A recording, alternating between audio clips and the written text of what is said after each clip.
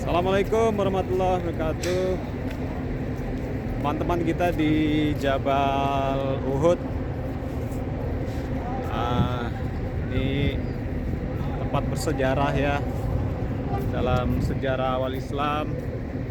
Kalau di sini ya rasanya sedih aja ya, karena ini perang kedua yang mana umat Islam, sahabat Nabi banyak yang jadi korban. Jadi setelah perang Badar pertama umat Islam menang, teman-teman sahabat itu bersemangat gitu ya. Padahal kata Nabi, kita menyambut pasukan kafir Quraisy di Madinah saja, perang kota begitu. Akan tetapi dari sahabat-sahabat meminta kita perang di luar saja gitu ya. Nabi menghargai pendapat sahabat sehingga kemudian diikuti dan itulah hasilnya ya. Jadi ini di belakang saya Jabal Rumat ya, Bukit Pemanah yang sering kita dengar. Beberapa pasukan pemanah ditempatkan Nabi di Jabal Rumat tersebut, dan di depannya ini yang kemudian jadi lapangan pertempuran antara muslimin dan kafir Quraisy ya. Dan di belakang saya itu yang kemudian menjadi ladang syuhada, di mana banyak sahabat yang syahid. Nah teman-teman, ini Jabal Rumat ya. Nabi kan menempatkan sekian puluh pasukan pemanah ya di atas, dan berfungsi untuk menahan serangan berkudanya Khalid bin Walid ya. Waktu itu Khalid bin Walid belum masuk Islam ya. Panglima perang Quraisy memimpin pasukan kavaleri berkuda ya. Kira-kira dari sinilah, dari tempat ini pasukan Khalid menyerang muslim yang ada di depan situ ya. Tapi karena dihujani panah dari sana, Khalid terpaksa mundur. Jadi berapa kali maju merangsek mundur karena dihujani panah dari Jabal Rumat. Dan Khalid kemudian mundur, sehingga kemudian pasukan muslim berhasil merangsek ya pasukan kafir Quraisy yang akhirnya kalah, berhasil dikalahkan oleh pasukan muslimin ke arah sana ya. Kocar kacir pasukannya Abu Sofyan dan lain-lain ya. 1000 pasukan kafir Quraisy, 3000 pasukan kafir Quraisy melawan 1000 pasukan muslim ya. Dan karena pasukan kafir Quraisy lari ke sana kocar kacir dan pasukan muslim di sini maju ya mengejar. Nah, banyak tertinggal ghanimah ya, rampasan perang, harta-harta pasukan Quraisy ini tertinggal, tercecer. Nah, pasukan muslim di Jabal Rumat inilah yang pemanah melihat itu tergoda untuk turun ya. Padahal sebelum perang Nabi berpesan jangan ada yang turun sebelum perang selesai gitu ya. Jadi harusnya tetap disiplin di atas, jangan kemana-mana. Tapi karena melihat tergoda dengan harta itu, sehingga akhirnya turunlah para sahabat, hampir semuanya itu ya, turun ke bawah. Tersisa sekitar 2-3 orang di atas, Abdullah bin Amru ya itu, dan beberapa sahabat lain. Nah inilah kemudian ketika mereka turun, sementara Khalid di arah berseberangan itu melihat turunnya pasukan pemanah. Nah kemudian Khalid melihat ada kesempatan menyerang dari belakang, jadi berputar naik ke belakang bukit Jabal Rumat itu, naik dari belakang, kemudian menyerang dari belakang. Sementara di atas hanya tersisa sekitar 2-3 orang. Maka habislah ya syahid di atas pertama itu Abdullah bin Amru dan kawan-kawan sahabat. Kemudian turun dan menyerang lagi ya pasukan muslim dari belakang gitu ya. Nah disinilah tragedi Uhud itu bermula gitu ya. Jadi pasukan kafir Khalid bin Walid menyerang dari belakang, kemudian pasukan kafir Quraisy yang sudah kocar kacir di sana melihat pasukan Khalid menang, menyerang dari belakang, itu kemudian menyerang lagi balik ya, balik menghadapi. Jadi pasukan muslim itu terkepung ya, terkepung dari dua arah ya, pasukan Khalid dari belakang, kemudian pasukan Quraisy yang merasa berhasil ditolong Khalid itu kembali lagi melawan ya, menyerang. Nah, itulah tragedi itu bermula sehingga sekitar 70 sahabat Nabi syahid ya di Jabal, di perang Uhud ini. Dan di atas itu ada syahid pertama ya, Abdullah bin Amru. Ketika selesai perang, jenazahnya dikubur Nabi gitu ya. Seperti kata Nabi bahwa orang yang mati syahid itu sebenarnya tidak mati, tetapi mereka hanya tertidur ya. La amwat ya, tidak mati.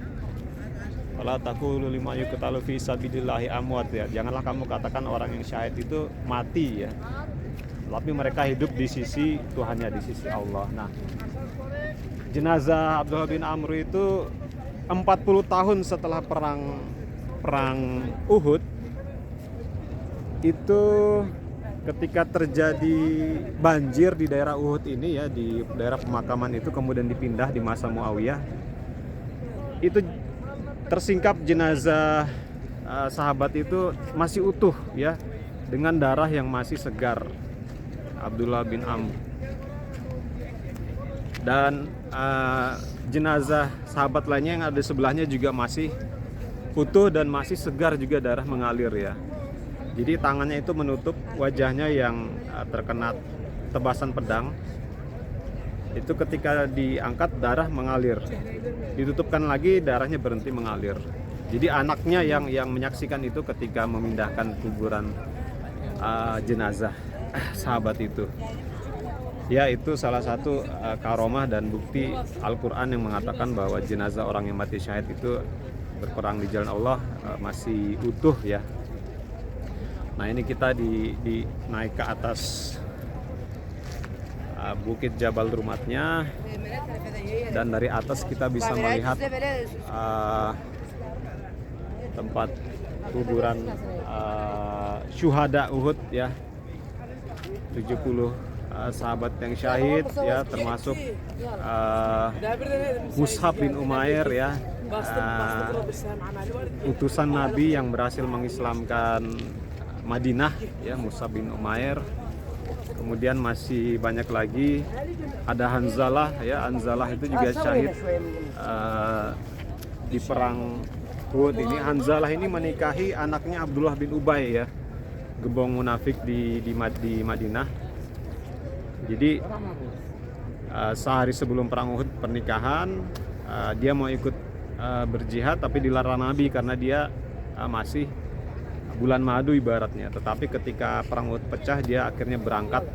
Dia belum mandi suci, belum mandi jenabah, dia menyerang dari sana, tapi kemudian dia syahid. Itulah yang dikatakan Nabi jenazahnya dimandikan oleh bidadari ya, karena dia belum mandi jenabah, berangkat perang, kemudian syahid. Kemudian juga di sini syahid paman Nabi ya, Hamzah bin Abdul Muthalib ya, yang membuat sedih Nabi. Hamzah salah satu pejuang ya, yang istilahnya bodyguardnya Islam ya, selain Umar bin Khattab, yang sering membuat orang-orang Quraisy tidak berani macam-macam dengan Nabi karena ada Hamzah ini yang badannya kuat besar. Namun dia diserang dari arah samping atau belakang oleh budaknya Hindun ya, yang ingin balas dendam karena orang tuanya mati di perang Badar. Jadi paman Nabi ini ditombak dari samping atau belakang oleh Hamzah ini. Nah, ini banyak sekali ya cerita kesedihan di Uhud ini, yang sebenarnya ya hikmahnya sangat banyak ya, di mana terkait kedisiplinan ya. Kalau kita sudah diminta di situ, udah kita jalanin di situ. dengan tugas-tugas itu ya. Jangan macam-macam gitu ya. Sebenarnya sudah taktik yang dilakukan Nabi sudah sangat brilian ya.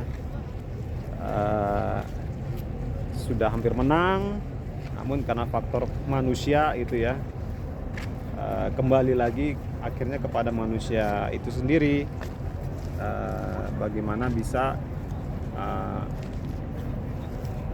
menang dengan strategi yang benar ya, yang baik dan cerdas lah gitu ya.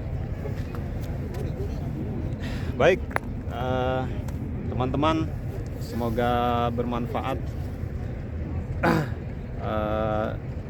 Peristiwa Uhud ini salah satu pelajaran bahwa walaupun kemenangan itu dari Allah, tetapi aspek manusianya harus dipenuhi ya.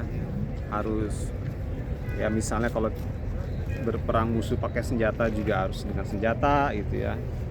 Paling tidak sepadan atau bagaimana. Jadi berperang itu tidak hanya soal nekat, tidak hanya soal benar salah, tapi juga ya harus benar caranya ya. Oke, mudah-mudahan teman-teman bisa ke sini ya. Kita coba melihat ke makam syuhada ya, dan ini ada masjid dibangun. Nah, setelah kocar-kacirnya pasukan muslim itu, pasukan muslim berlari menyelamatkan diri ke arah sana ya, ke arah bukit-bukit itu, tersebar ke sana kemari ya, untuk menjaga posisi ya, karena kondisi umat Islam sudah tidak